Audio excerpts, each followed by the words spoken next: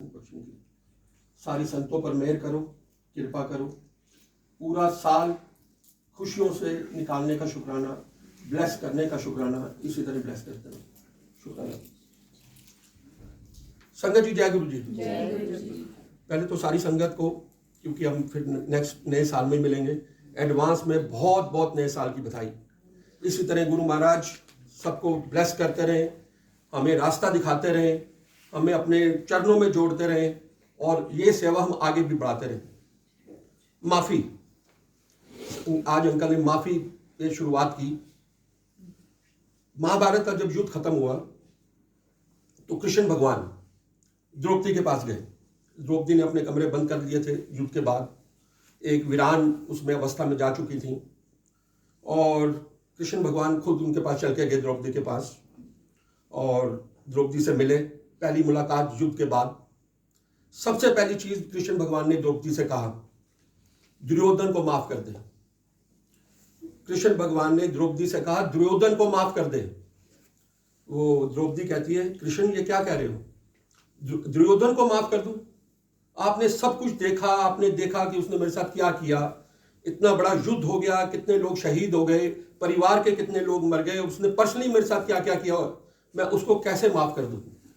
कृष्ण भगवान ने बड़े सुंदर उनको समझाने की कोशिश की, अगर तू माफ नहीं करेगी, ये मैं तेरे भले के लिए कह रहा हूं, ये मैं उसके भले की बात नहीं कर रहा हूं, तेरे भले की बात कर रहा हूं, कि अगर तू दुर्योधन को माफ नहीं करेगी, सारी उम्र इसी पीड़ा में जिएगी।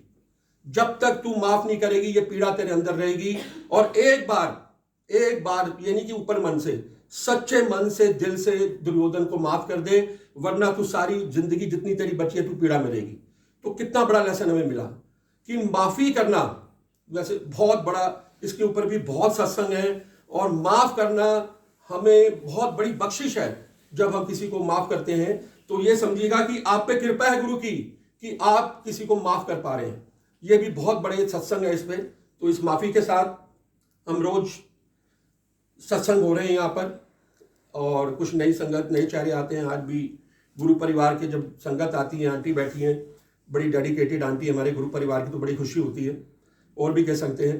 तो सत्संग में हम बार बार एक चीज दोहरा रहे हैं कि जब कोई संगत सत्संग करती है या कोई शब्द वाणी हम सुनते हैं, घर जाके उस पर विचार जरूर किया करें, वरना यहां सुना वो हमें समझ नहीं, जितना समझा याद नहीं रहेगा। जब हम विचार करेंगे और शायद उसमें से कोई चीज निकाल के उस पर अमल करने की कोशिश करेंगे, तो वो हमारा सत्संग सार्थक होगा।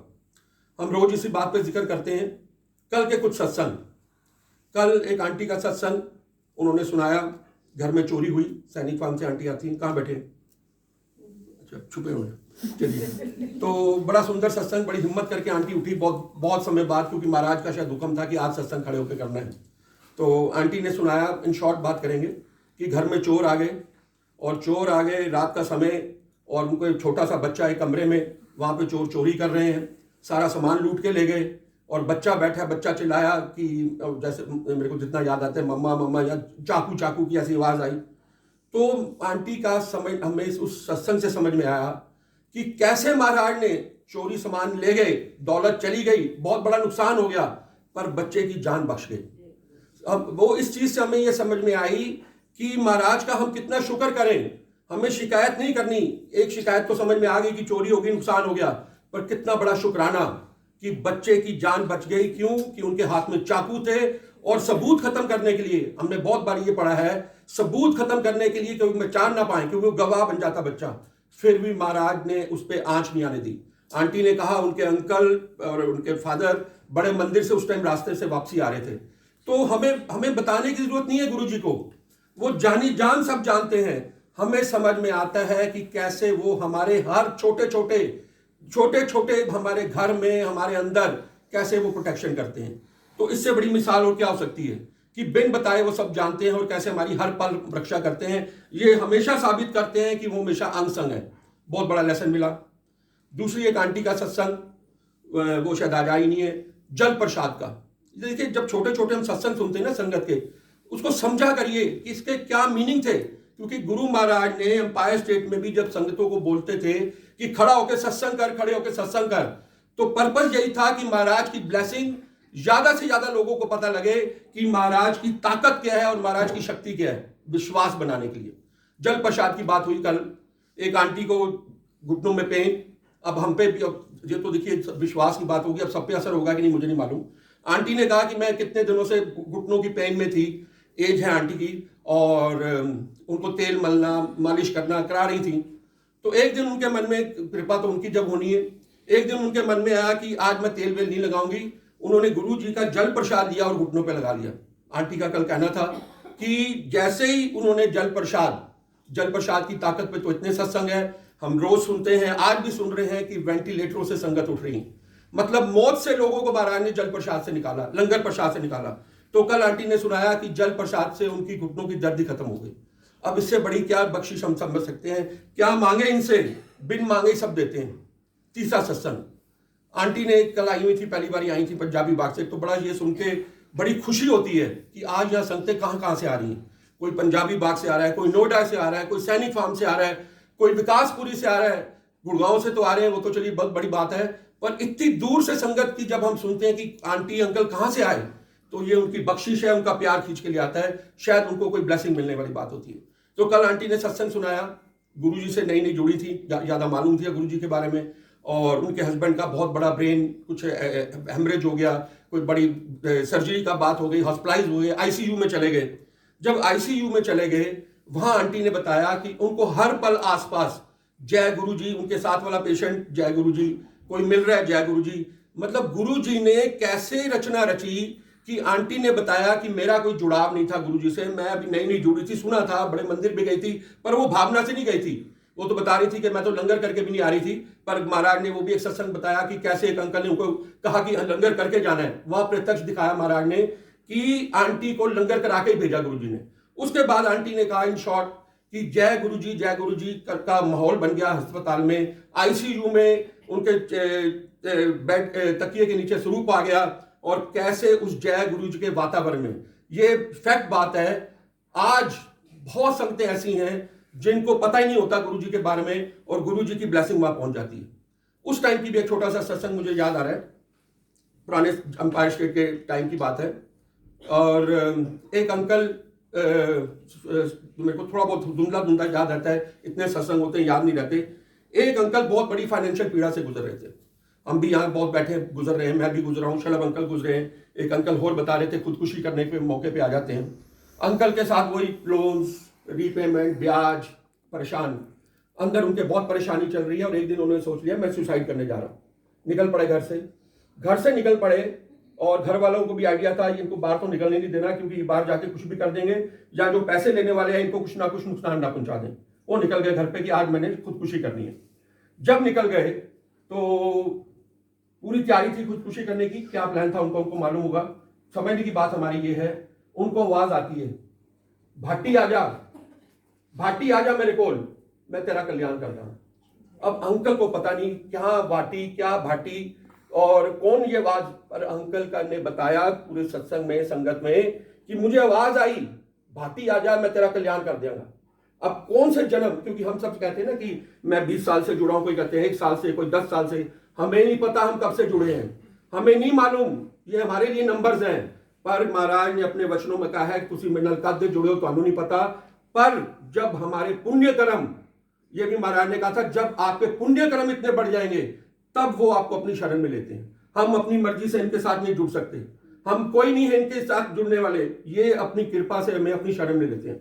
उनको आवाज आने लगी भाटी आजा, एक बारी आई, 2 बारी आई, अंकल परेशान, ये भाटी क्या है और कौन बुला रहा है मुझे। आंटी घर गए, अंकल घर गए वापस, सुसाइड का तो चेंज हो गया माइंड कि ये कुछ आवाज आ रही है, इसमें कोई कारण है। घर जाके उनको पता लगा भाटी में कोई गुरुजी हैं और वहां पर ऐसा कल्याण होता है। इन शॉर्ट अंकल ने कहा कि मुझे भाटी ले जाओ, कोई जगह ढूंढो कहां पर है। उनके परिवार वालों ने कहा कल चलेंगे। कल वो उनको लेकर गए वहां।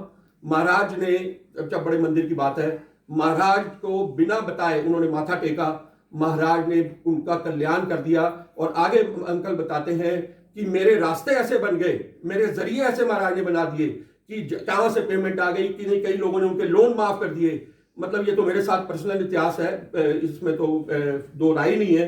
कैसे महाराज ने कोई पहली बारी उनको अपने पास बुलाया, कई बारी तो मोस्टली तो हम संगत जाती है किसी के संगत के माध्यम से, कि कोई मेरे को भी एक आंटी ले गई थी, या कई मतलब ले जाते हैं कि आप दुखी हो तो चलो ये हमारे गुरु जी हैं, एम्पायर स्टेट की बात हो या बड़े मंदिर की बात हो, आज भी संगतें लेके जाती हैं कि आप दुखी हो तो बड़े मंदिर आ जाओ, हाजिरी लगाइए।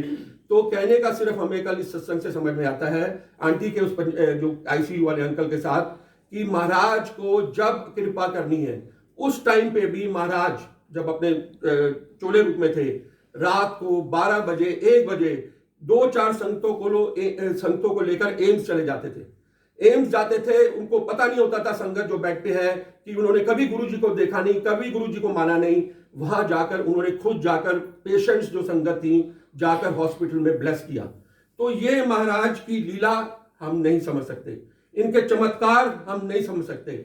समझने की सिर्फ बात यह है, ये सिर्फ आपका जो आज हम अवस्था में है, जो वो तो अलग अवस्था है कि जब हमारे कर्म जागते हैं जिनको हम मानते नहीं, पर आज जो उनको पता लग चुका है, मुझे तो पता ही नहीं लगा था, मेरी जैसी बहुत संगतों को उस टाइम भी पता लगा था कि कोई निरंकार है, कोई महाशिव है, शिव है। आज आप जो नई संगत का रूप है, आज आप सब इनको शिव मानकर आते हो, गुरु नानक मानकर आते हो। आप हमारे से ज्यादा कहना नहीं चाहिए, नया पुराना तो पहली बात कोई नहीं है, पर मैं अपनी मिसाल देकर कहता हूं, हम पुरानी संगत का अगर लेबल लगा हुआ है, हमसे ज्यादा आप लोग ब्लेस हैं। हम तो इनके चमत्कारों में उलझे रह गए, अपनी लिस्टों में उलझे रह गए, ये दे दो, वो दे दो, ये कर दो, ये कैंसर ठीक कर दो। हमने कभी या पहली बात है शायद पर्दे ही नहीं के थे, इन्होंने समझने नहीं दिया कि ये कोई निरंकार धरती पे आए हैं, क्योंकि हमने ये कभी सोचा नहीं कि निरंकार सृष्टि का मालिक हमारे साथ बैठ के कैसे बात कर सकता है, हमारे साथ कैसे हंस खेल सकता है, हमारे साथ कैसे पीवीआर सिनेमा जा सकता है, हमारे साथ कैसे मौर्य होटल जा सकता है। उनके आप सत्संग सुनेंगे ना तो ये तो कई किसी आज, क्योंकि ना भक्ति का लगता है कि भक्ति तो सिर्फ ये होता है कि नाम लो, राम नाम जपते रहो, उसके अलावा कोई काम नहीं। ये बड़े प्रैक्टिकल है, ये इन्होंने हर चीज करके दिखाई, हर कपड़े पहन के दिखाए, हर मजाक करके दिखाए, हर जगह पहुंच के दिखाया कि प्रैक्टिकल जीना ये नहीं है कि आंखें बंद करके। और आप सब बहुत बारी कहते थे संतों को, बंद हो गई करो, बहुत शब्द बानी हो गई हैं, उनको गाने सुनाओ, पंजाबी गानों का हम सब जानते हैं, उनको बहुत शौक रहा है। गुरदास मान को जलंधर में बुला लेते थे, मैंने कोई गाना सुना। सिर्फ महाराज खुश देखना चाहते हैं हम सबको, हमें सबको खुश देखना चाहते हैं। और बड़े आसान तरीके से, मैं पहले भी ये बात दोहराता हूं, आज भी बड़े मंदिर में जब आप मोस्टली ऐसा होता है कि 9 बजे के बाद पंजाबी टप्पे शुरू हो जाते हैं। पहले भी इस बात का जिक्र हुआ है कि अगर कोई नई संगत आए लेकर, मैं भी अगर जाऊं तो वहां पंजाबी टप्पे चल रहे हो तो वो संगत कहेगी ये मंदिर है कि ये कोई फिल्मी ड्रामा हो रहा है। तो ये लीला वही जानते हैं। तो बड़ी बार महाराज ने संगतों को, सिर्फ उन्होंने थोड़ी सुनने थे, उन्होंने गाने नहीं सुनने थे, उनको निरंकार को, हम लोगों को समझाने की कोशिश की कि प्रैक्टिकल हो जाइए। कोई प्रवचन उन्होंने दिए, कोई उन्होंने जब तक नाम सिमरन बोला, सिर्फ एक चीज सिंपल, शब्द बानी सुना करें, कुछ नहीं कहा उन्होंने। शब्द बानी से ही हम समझ रहे हैं आज तक हमें कितने जवाब मिलते हैं, कितने अर्थ समझ में आते हैं, कितने हमारे रास्ते। और जो शब्द बानी जब हमारे अंदर जाती है, हमें अंदर कितनी नेगेटिविटी, ये सत्संग ये माध्यम है कि हम अपने जन्मों की मैल धो रहे हैं। तो ये हम समझ रहे हैं। तो इनका जितना शुक्राना करें, बहुत शुक्राना है। और शुक्राना महाराज जी, इसी तरह बख्शते रहिएगा। आंटी अभी ब्रेक, एक पार्ट 2 होगा।